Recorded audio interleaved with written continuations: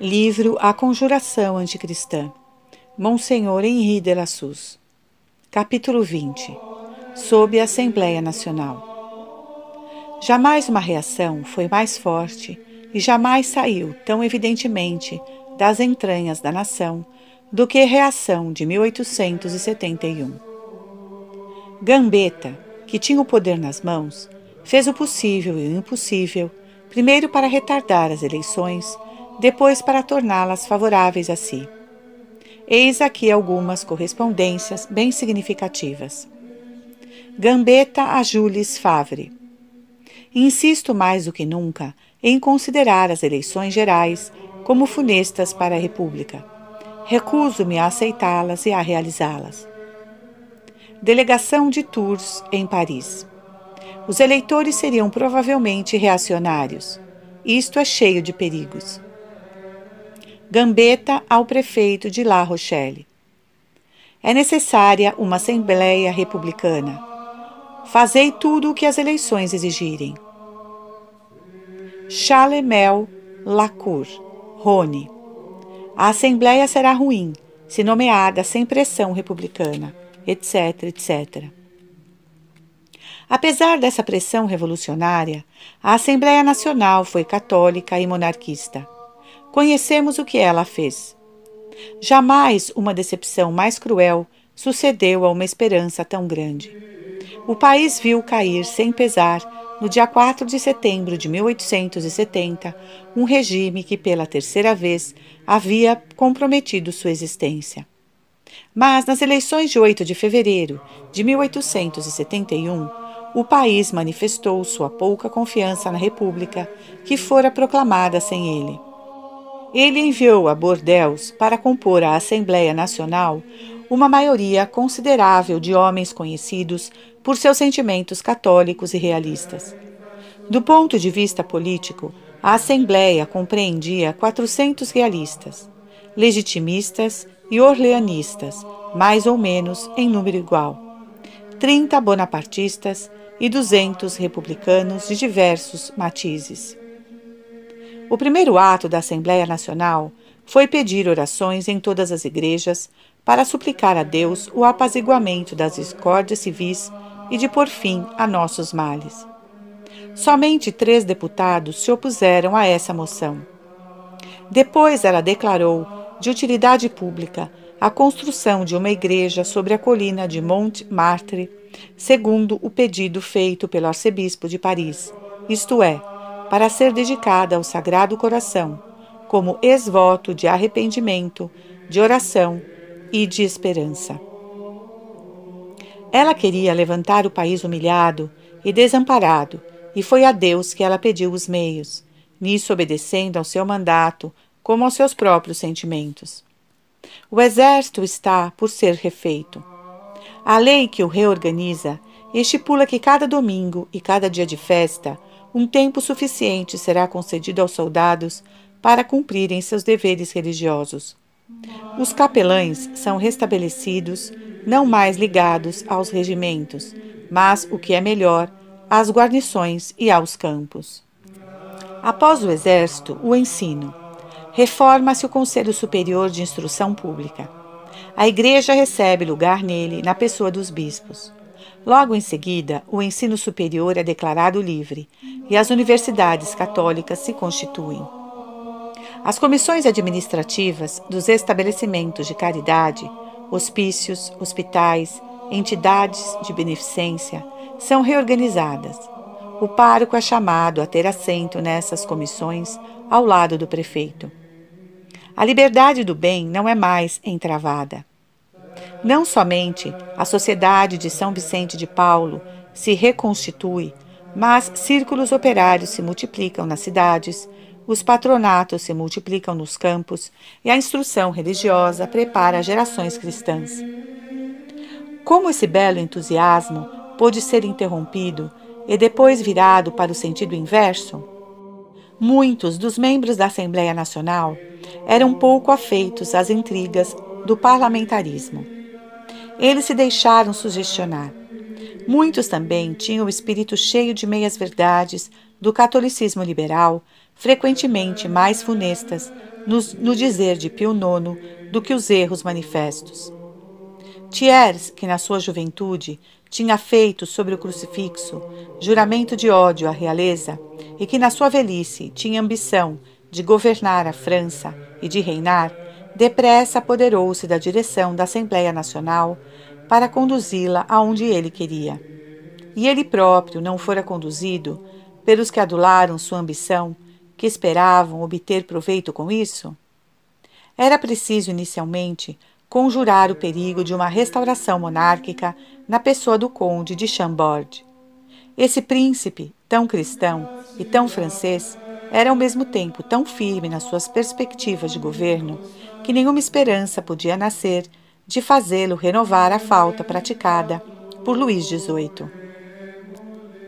Todas as forças da Revolução, todas as suas diversas facções, a partir do liberalismo católico, trabalharam não para um acordo positivo, mas cada qual de sua parte e à sua maneira, para afastá-lo do trono de seus pais.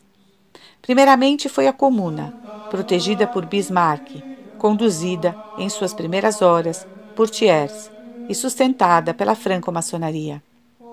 Ela pretendeu de um só golpe, pela violência, à moda de 93, o que hoje se faz de uma maneira mais segura e mais durável, pela legalidade.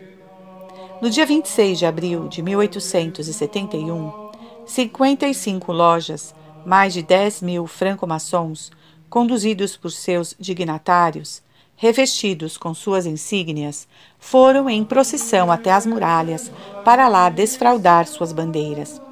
Eles arvoraram 62 e até a prefeitura municipal para saudar o poder revolucionário. O irmão Tiriforque dissera aos comunais: a comuna é a maior revolução que possa ser dada ao mundo contemplar. E a razão que ele oferecia era o novo templo de Salomão, isto é, a realização da concepção judaica da organização social. Aquele dentre os membros da comuna, escolhido para responder-lhe, disse: sabemos que o objetivo de nossa associação é o mesmo que o da comuna, a regeneração social. Em cada uma de nossas revoluções, são sempre as mesmas palavras que se fazem ouvir, assinalando o mesmo objetivo a alcançar, e para o qual não se cessa de caminhar, seja diretamente, seja por vias transversas: o aniquilamento da civilização cristã em benefício de uma civilização contrária. Raul Rigaud dizia-o brutalmente aos reféns: eis que isso dura há 1800 anos. É preciso que isso termine. Vencida a comuna, a intriga tomou o lugar da violência. Thiers empregou logo todas as faculdades de seu espírito em desagregar a maioria realista da Assembleia, em provocar toda sorte de desconfianças entre pessoas que tudo devia aproximar e unir. Entretanto, o povo, vendo que os homens lhe faltavam, elevava a voz a Deus. As peregrinações aos santuários de Saint-Michel e de La Salette, de Paray-le-Monial e de Lourdes se multiplicavam. Sobre todas as estradas reboava esse grito de apelo ao Sagrado Coração: salvai Roma e a França. No dia 24 de maio de 1873, a Assembleia Nacional retomou o controle de si mesma. Mas o país já não era mais o que ele fora sob a mão vingadora de Deus. A propaganda revolucionária, reencetada por Thiers e seus agentes, manifestava a cada dia seus progressos nas eleições parciais. E, de outra parte, católicos tinham forçado Henrique IV a fazer declarações das quais se serviam para afastá-lo definitivamente. Sob pretextos diversos, diz Ranotaus, na sua Histoire de la France contemporaine, a Assembleia Nacional afastou tudo o que constitui a essência dos poderes fortes: a legitimidade, a hereditariedade e a autoridade. A legitimidade na pessoa do conde de Chambord, a hereditariedade através do septenato e, enfim, a autoridade através da república. O Duque de Broglie, pai, publicara, em 1861, um livro intitulado Considerações sobre o Governo da França, que foi reimpresso em 1870. A primeira edição, recolhida pela polícia, ficou, diz Hanotaux, conhecida apenas em um círculo muito restrito, mas o círculo era composto de cabeças dirigentes da futura Assembleia Nacional. O Duque de Broglie tinha escrito: digamos claramente, uma república que interessa à monarquia, uma monarquia constitucional que interessa à república e que não difere uma da outra, senão pela Constituição e pela manutenção do poder executivo. É a única alternativa que resta aos amigos da liberdade. Ele falava da monarquia constitucional com um tom religioso. Admirável mecanismo que não foi feito pela mão do homem, simples desenvolvimento das condições colocadas pela providência no progresso das sociedades civilizadas. Ele dizia ainda: a pior das revoluções é uma restauração. Esse livro e o de Prévost Paradol, La France Nouvelle, tiveram, diz Hanotaux, sobre os destinos da França e sobre as disposições da Assembleia Nacional, uma influência imediata. Os fusionistas quiseram uma restauração da monarquia com a conciliação de dois princípios, de duas ordens de governo até então contrárias. A fusão consistia, de um lado, em fazer reconhecer pelos príncipes da Casa de Orleans os direitos hereditários do Conde de Chambord, e, de outro lado, em ganhar o neto de Carlos X para a monarquia constitucional e parlamentar de 1830. Dupla operação, em que um dos termos era excludente do outro. O Conde de Chambord queria a fusão na medida em que ela constituía o reconhecimento puro e simples do princípio monárquico, do qual ele era o representante, e a leal reaproximação dos dois ramos da família real. A questão da bandeira foi, a partir de 1848, o principal obstáculo à fusão.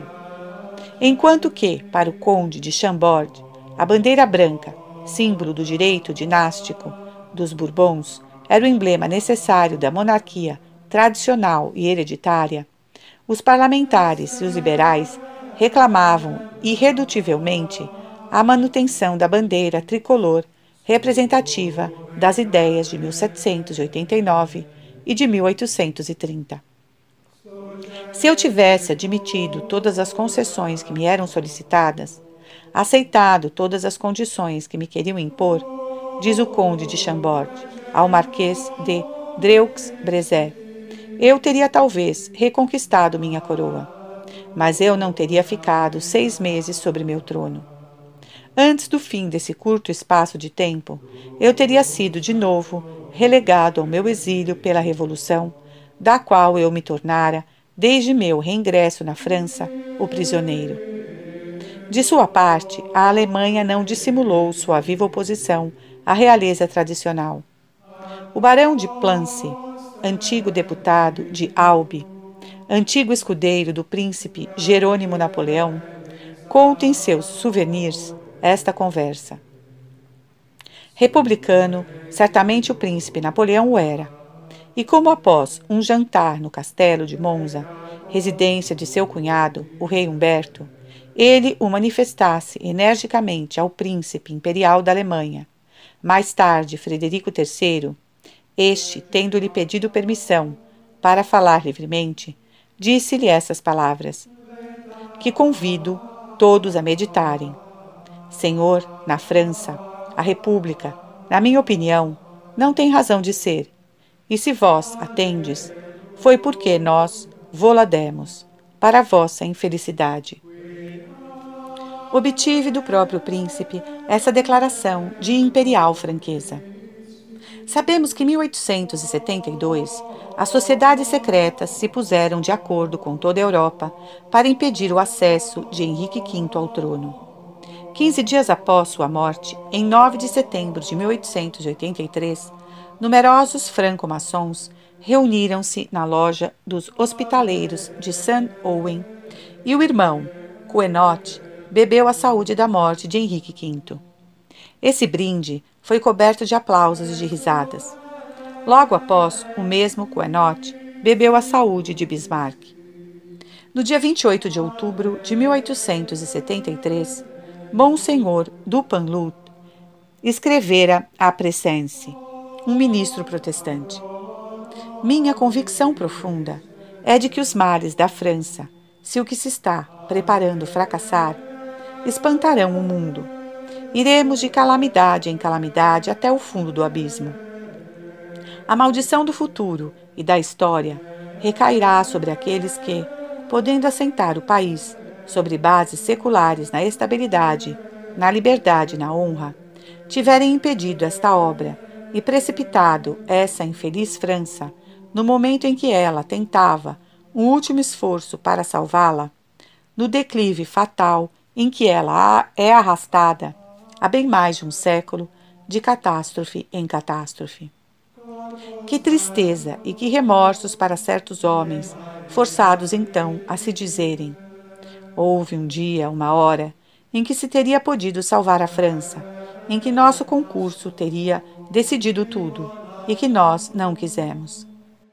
Bem vemos que personagens Monsenhor Dupanloup tinha em vista em suas reprimendas, sobre quem ele queria fazer cair a pesada responsabilidade de ter recusado seu concurso para a salvação da França e de haver assim merecido as maldições do futuro. Mas duvidamos que a história se associe ao pensamento que inspirou estas palavras e se mostre de acordo com o prelado acerca das pessoas às quais ela atribuirá esta responsabilidade. Como quer que seja, a profecia devia se realizar.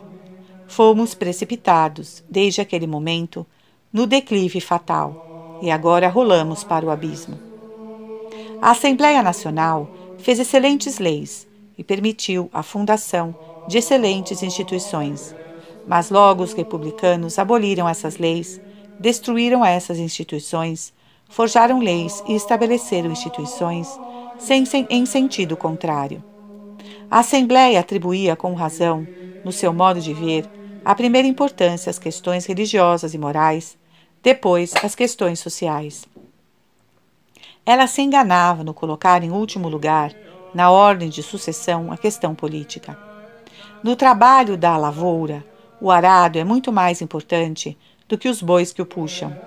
No entanto, o arado não está colocado à frente dos bois. Era preciso, primeiramente, restaurar o poder, e isto não competia à Assembleia fazer, posto que ela não podia assegurar nem a defesa, nem a duração deste poder. Seu único dever era reconstituir a autoridade, deixar seu augusto representante vir retomar seu lugar à nossa testa. Ela não fez isso, porque muitos de seus membros estavam mais ou menos atingidos pelo modernismo, isto é, estavam imbuídos das ideias modernas. A essência do modernismo, diz Charles Perrin, é a pretensão de eliminar Deus da vida social. O homem, segundo a lei moderna, sendo ele seu próprio Deus e o soberano do mundo, precisa que tudo seja feito por ele na sociedade e unicamente pela autoridade da lei que ele carrega. Este é o modernismo absoluto, opondo contradição radical à ordem social que a Igreja fundara, a essa ordem, segundo a qual a vida pública e vida privada se relacionavam a um mesmo fim, e em que tudo era feito diretamente em razão de Deus e sob a suprema autoridade do poder instituído por Deus para reger a ordem espiritual. Há um modernismo temperado que não faz guerra aberta a Deus e que, de alguma maneira, se compõe com ele. Sem negá-lo, nem combatê-lo, ele o mede, pondo-o dentro do direito comum, o lugar que ele pode ocupar entre os homens.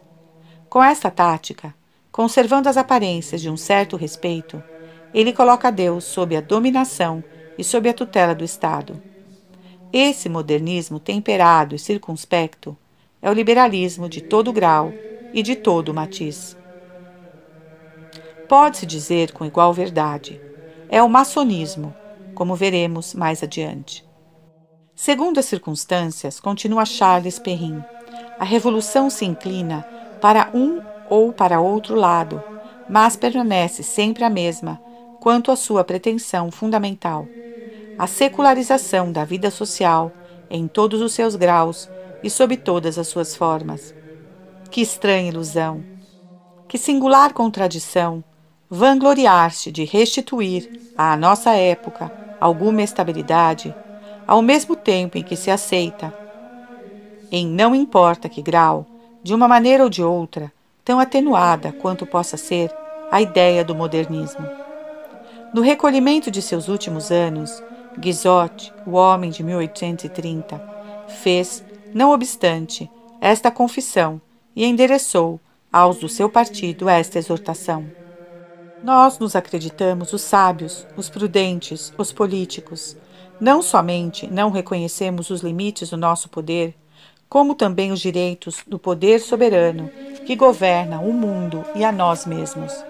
Não nos demos conta das leis eternas que Deus fez para nós e pretendemos formalmente colocar no lugar delas e por toda parte nossas próprias leis. Apressemo-nos em sair dos trilhos em que o espírito revolucionário nos jogou. Ele nos conduziria sempre para os mesmos abismos. Ele não foi ouvido nem pelas próprias pessoas que se comportavam como ele. Henrique V tinha mostrado sua firme resolução de regrar todas as questões políticas e sociais da época, não conforme o modernismo, mas conforme o cristianismo. Ele assim formulara seu pensamento soberano: fazer Deus reentrar como Senhor na sociedade, a fim de que ele próprio nela pudesse reinar como rei. Essa palavra chocou os católicos liberais.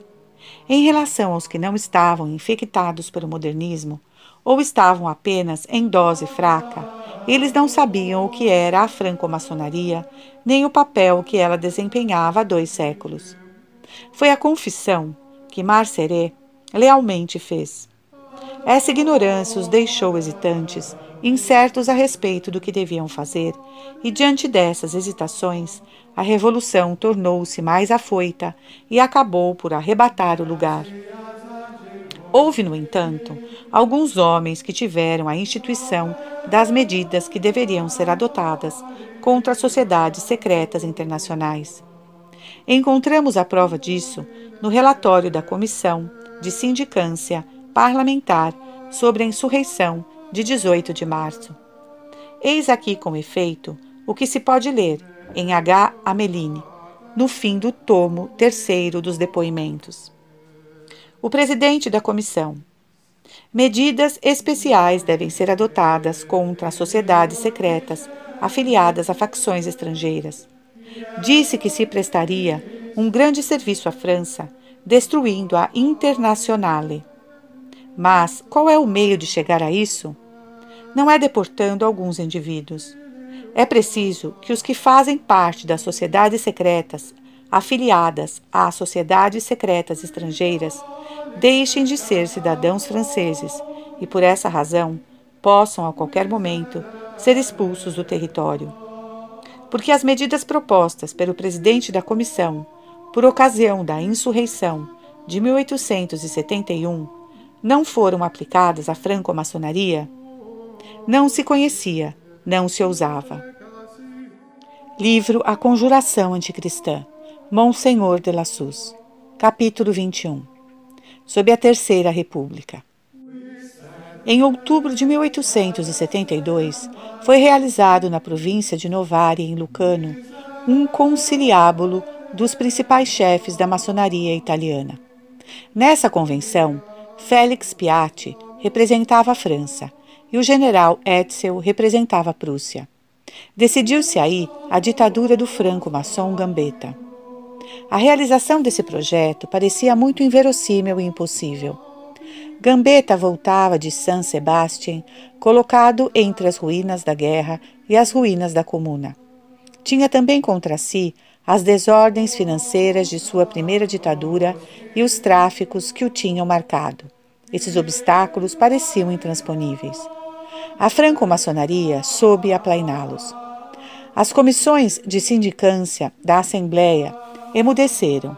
Os ministros se abstiveram embora a maioria deles não fosse de franco-maçons, o que mostra até onde ela, por suas influências secretas, pode estender sua ação. Na digressão oratória que fez após a Assembleia haver declarado terminada a missão dela, Gambetta expôs o programa que a maçonaria, sempre audaciosa e por isso sempre vitoriosa, propunha ao país. É preciso que a nova Assembleia se levante e diga: eis-me aqui. Sou sempre a França do livre exame e do livre pensamento. Após 24 de maio de 1873, o governo de MacMahon continuou a tratar o Grande Oriente de igual para igual. Léon Renault, chefe da polícia, abria sem conhecimento do ministro do Interior negociações com a franco-maçonaria como com uma potência estrangeira. As eleições de 20 de fevereiro de 1876 substituíram a República Conservadora que a Assembleia Nacional se gabava de ter constituído pela República Revolucionária e Anticristã. MacMahon dissolveu essa Câmara em 16 de maio de 1877. Na véspera das eleições que deviam substituí-la, os chefes do governo conservador endereçaram à França um supremo exorcismo. Se nomeardes esses homens, os 363 oportunistas e radicais, se eles retornarem aos negócios, eis o que farão. Desordenarão todas as leis, organizarão a magistratura, desorganizarão as forças armadas, desorganizarão todos os serviços públicos, perseguirão o clero, restabelecerão a lei dos suspeitos, destruirão a liberdade de ensino, fecharão as escolas livres e restabelecerão o monopólio. Favorecerão atentados contra a propriedade privada e contra a liberdade individual. Revigorarão as leis de violência e de opressão de 1792. Expatriarão as ordens religiosas e chamarão os homens da comuna. Arruinarão a França por dentro e a humilharão no exterior. Todas essas ameaças diziam, com efeito, o que devia acontecer, o que nós vimos e o que nós vemos. Mas não é com exprobações que se faz parar um povo sobre o declive do mal. Os principais meios de influência e de corrupção de Gambetta em toda a França, para fazer triunfar os seus no escrutínio, disse o Citoyen Jornal Socialista, foram baseados na ação da franco-maçonaria e em Paris especialmente sob a administração da assistência pública. Um mês antes da data do decreto de convocação dos eleitores, todas as lojas maçônicas da França foram chamadas a deliberar sobre a questão eleitoral. Aquelas que testemunharam um afastamento com relação à política gambetista não foram mais convocadas, mas aquelas cuja adesão foi certificada tornaram-se, durante todo o período das eleições, e ainda permanecem como centro permanentes de ação política em favor do oportunismo. Quanto à assistência pública, sabemos que somas consideráveis foram distribuídas sob a forma de socorros para fazer propaganda eleitoral em todos os bairros de Paris em que o gambetismo era mais particularmente atacado. Foi sobretudo em Belleville que essas distribuições insólitas foram percebidas depois de 2 meses. A franco-maçonaria cosmopolita fizera as chancelarias estrangeiras compreender que o futuro estava em Gambetta e que elas deviam começar a contar com ele. Poucos meses antes, de 16 de março, ele tinha sido recebido 2 vezes por Vítor Emanuel e as relações do rei com Gambetta foram desde então postas em evidência. As eleições foram realizadas. Elas foram contra o governo dos curas. MacMahon se submete e depois se demite. Então é fundada a União Republicana, que vai da centro-esquerda à extrema-esquerda e declara ter um inimigo a combater, o clericalismo. O clericalismo é o catolicismo. Proclama-se em voz alta e a União se impõe o dever de exterminá-lo, lenta e seguramente. Chega o momento de novas eleições. Mostrar-se-á o país mais esclarecido, mais previdente? A Câmara de 21 de agosto de 1881 é pior que a precedente. Ela faz o grande ministério. Gambetta atesta. O ministro de Cultos e da Instrução Pública, Paul Bert, proclama a necessidade de destruir a filoxera negra. Essa Câmara promulga a lei da escola neutra, a lei do divórcio, a lei dos enterros civis. As eleições de outubro de 1885 são melhores. O país parece reconsiderar sua posição e fazer um esforço para sacudir o jugo maçônico. Mas a seita é por demais poderosa, por demais bem organizada, por demais bem governada, para se deixar pôr para fora através de um escrutínio. A União Republicana conta com 380 membros da nova Câmara e a oposição 204. É muito. A maioria abusa sem pudor de sua força para invalidar em massa os adversários, intimidar os eleitores, ostentando o mal com toda a liberdade de antes. Como represália, 400 a 500 padres são privados de seus emolumentos. E assim se pode dizer, e unilateralmente, sem consulta aos bispos, a maior parte dos vicariatos subvencionados pelo Estado são suprimidos.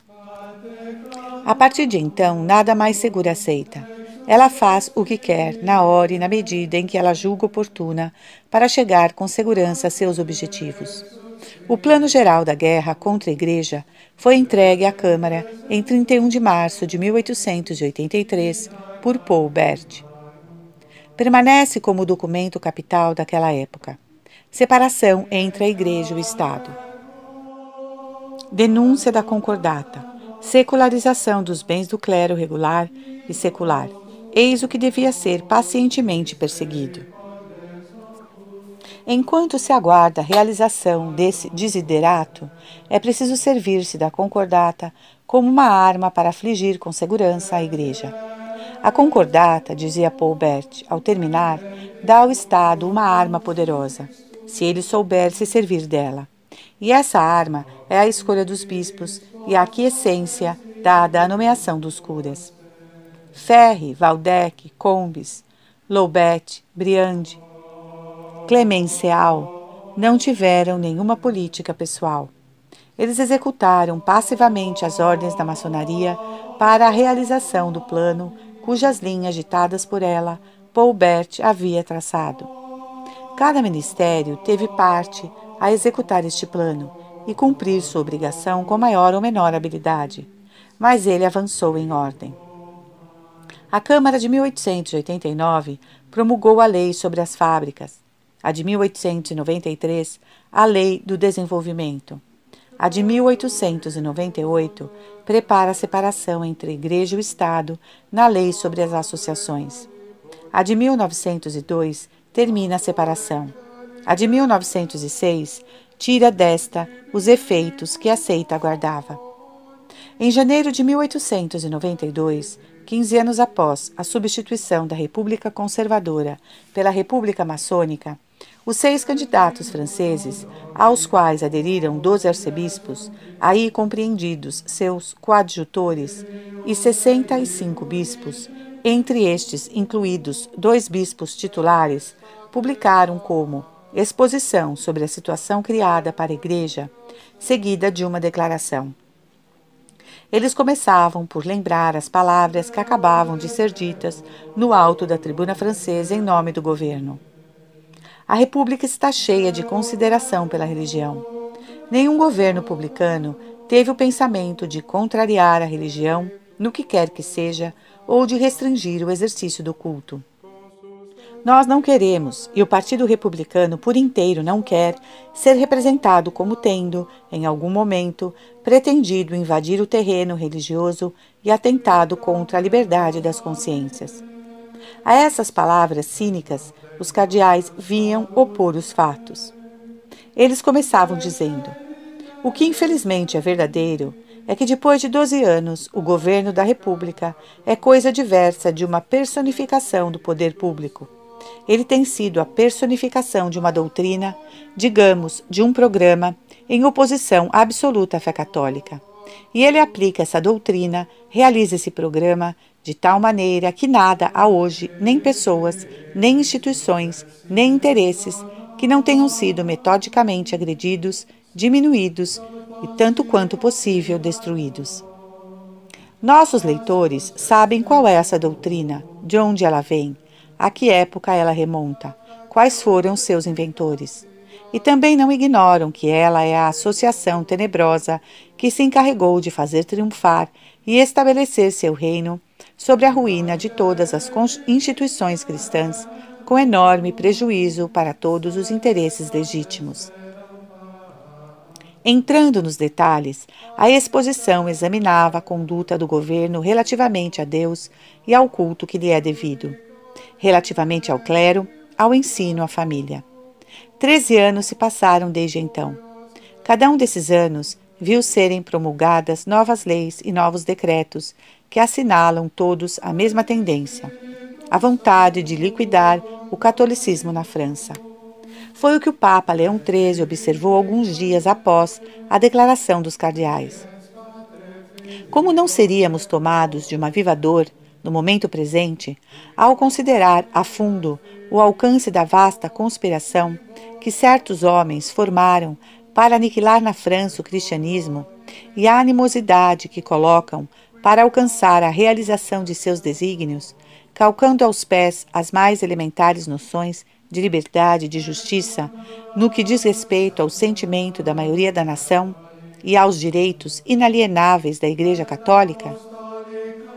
Pobre França! Só Deus pode medir o abismo dos males em que ela se afundaria se essa legislação, longe de melhorar, se obstinasse em um tal desvio que acabaria por arrancar do espírito e do coração dos franceses a religião que os tornou tão grandes. Seria preciso um volume para lembrar todos os atos legislativos, todos os decretos, todas as medidas adotadas durante o último quarto de século para apagar o catolicismo na França. Porque é a isso que a seita visa. Ela sempre considera a França como sendo o ponto de apoio terrestre da Igreja edificado sobre Pedro por nosso Senhor Jesus Cristo.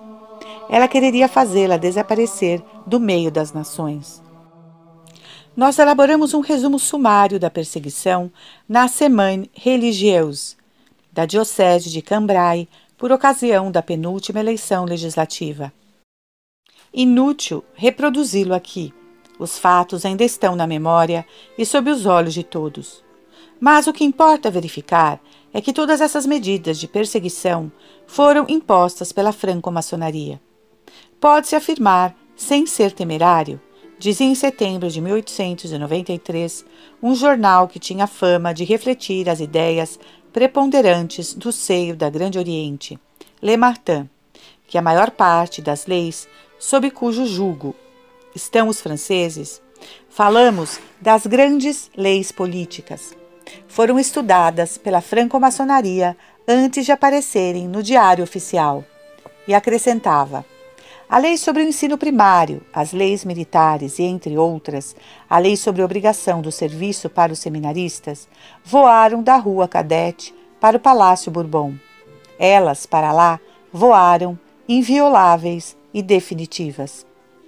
E como conclusão, este grito de triunfo: somos ainda todo-poderosos, mas sob a condição de sintetizar nossas aspirações em uma fórmula. Durante 10 anos, marchamos repetindo: o clericalismo eis o inimigo. Temos escolas leigas por toda parte. Os padres são reduzidos ao silêncio. Os seminaristas carregam a pasta escolar. Isto não é um resultado comum numa nação que se intitula a filha primogênita da Igreja. Encontramos no Boletim do Grande Oriente a prova do que diz o Matin. Em 1891, no dia 18 de setembro, a Convenção votou a seguinte proposição: a Convenção Maçônica convida o Conselho da Ordem a convocar a sede do Grande Oriente, todos os membros do Parlamento que pertencem à Ordem, a fim de lhes comunicar os desejos expressos pela generalidade dos maçons, assim como a orientação política da Federação. Após cada uma dessas reuniões, o boletim publicará a lista dos que acolheram a convocação do Conselho da Ordem e a dos que excusaram, e a dos que deixarem o convite sem resposta. Essas comunicações oficiais do Grande Oriente assim como as trocas de ideias que a seguirão, deverão ser feitas em um de nossos templos, sob a forma maçônica, no grau de aprendiz, o conselho da ordem dirigindo os trabalhos, os convidados mantendo-se nas colunas. Poder-se-ia facilmente provar que, assim como todas essas leis de perseguição foram propostas por franco-maçons obedientes a uma determinação, às vezes intimidados pela angústia, assim também o irmão Brisson foi encarregado de fazer pairar sobre a Assembleia essas leis foram votadas e assim agravadas, após a promulgação, por circulares e regulamentos dos senhores ministros franco-maçons. Na Assembleia de 1894, foi adotada a seguinte deliberação, publicada no Recueil Maçonnique, página 308. Todo profano admitido a receber a luz deverá antes fazer o seguinte compromisso. Prometo por minha honra, qualquer que seja a posição política ou outra a qual me seja dado um dia chegar, responder a toda convocação que me possa ser dirigida e a defender por todos os meios em meu poder todas as soluções dadas por ela às questões políticas e sociais. Tal compromisso, após a concessão da luz, deverá ser consignado em ata, transcrito por inteiro pelo neófito, com uma caneta destinada a esse fim e por ele assinada com clareza, após ter sido datada. Esse compromisso escrito será transmitido aos cuidados dos irmãos da Assembleia ao Conselho da Ordem, que fará a classificação alfabética em seus arquivos. Várias vezes, os jornais fizeram o levantamento dos ministros que imolaram seu livre-arbítrio aos pés do Grande Oriente. Em todos os gabinetes, eles sempre formaram, de 20 anos para cá, a grande maioria. Assim, o irmão Coufavra pode dizer com toda a verdade: foi de nossas fileiras que saíram os homens mais consideráveis do governo da República e do Partido Republicano. Nada mais verdadeiro do que a palavra do Monsenhor Gaut Soulard. Não vivemos em república, mas em franco-maçonaria. Ou a de Gadaud, então ministro dos Trabalhos Públicos. A franco-maçonaria é a república fechada. A república é a franco-maçonaria aberta. Ou aquela de Massé. O dia em que a república for a maçonaria a descoberto, da mesma forma como desde há muito tempo, já a maçonaria não é senão a república escondida. Um homem que foi um dos principais atores na política daquela época, Marceri, publicou 4 volumes sob esse título: A Assembleia Nacional de 1871. No momento em que participava dos acontecimentos que ele narra, como presidente da centro-esquerda, depois como ministro no gabinete do Faure, tendo conservado sua pasta no gabinete Waddington, que se seguiu à queda do Marechal, não suspeitava a existência do poder misterioso que atava as malhas da rede na qual a França está presa hoje. Ele o atesta com uma admirável boa-fé. No estado de coisas criado em 1871, não se distinguiam ainda as causas profundas do mal. Hoje, chegado ao estado agudo que a França sofria, ninguém, mesmo entre os conservadores mais antirrevolucionários, tinha ideia dos desígnios formados pelos sectários da Revolução. Ninguém podia imaginar que, pelo concurso longamente inconsciente da esquerda republicana e que pelo trabalho inicialmente secreto, tenebroso das seitas judias e maçônicas, trabalho pouco a pouco declarado, professado, depois tornado oficial, chegar-se-ia a este extraordinário acontecimento: a descristianização da França e o triunfo da maçonaria. Jamais a França teria deixado este partido se estabelecer se os moderados, hoje excomungados, não tivessem sua garantia perante o país. A franco-maçonaria tem por objetivo o aniquilamento do cristianismo e, sobretudo, da Igreja Católica. Ela persegue o desígnio satânico denunciado por J. de Maistre desde a época da Revolução.